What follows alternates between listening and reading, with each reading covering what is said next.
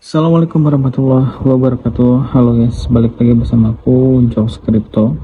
Oke, jadi kali ini kita akan bahas dana tentang Chrome ya. Nah, jadi dana di Chrome ini sebenarnya aman gak sih gitu ya. Nah, jadi ini aku akan share pengalamanku sebagai user atau juga nasabah di Chrome Bank ya. Nah, jadi kalau uang kalian disimpan di Chrome Bank sebenarnya ini masih jadi tanda tanya gitu ya. Nah, ini makanya jangan terlalu besar-besar karena ada beberapa hal yang harus kalian perhatikan kalau mau menabung di bank digital.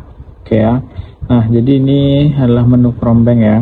Terus kalau misalnya menurut pengalamanku ya, selama ini menjadi nasabahnya, aku belum pernah mengalami masalah yang berat sih gitu teman-teman ya, atau juga nggak pernah aku alami masalah-masalah sesuatu yang aneh kalau misalnya kayak uang hilang atau apapun itu gitu ya. Terus kalau misalnya kita menggunakan fitur-fitur seperti ini, yaitu fitur deposito, tabungan dan segala macam, nah itu juga nggak pernah mengalami maintenance atau juga kehilangan uang lah di sini, itu intinya ya.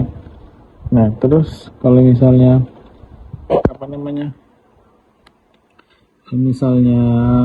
tentang aplikasi gimana bang?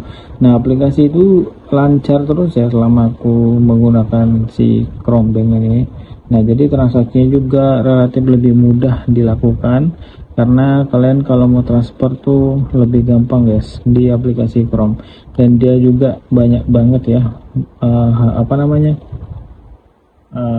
banyak ini teman-teman, banyak gratisan ya. Nih kalau misalnya lihat nih, kuota transaksi itu 100 ya untuk kuota batas transaksi transfer. Nah, itu jadi banyak. Kalau menurutku sih ini aman banget ya, jadi nggak usah panik gitu.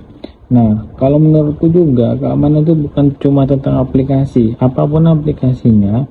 Kalau kalian sudah mengaktifkan PIN, OTP ataupun juga verifikasi 2FA, itu tidak akan mudah dibobol ya. Dan kalian juga tidak boleh sembarangan memberikan PIN ya yang ada di sini.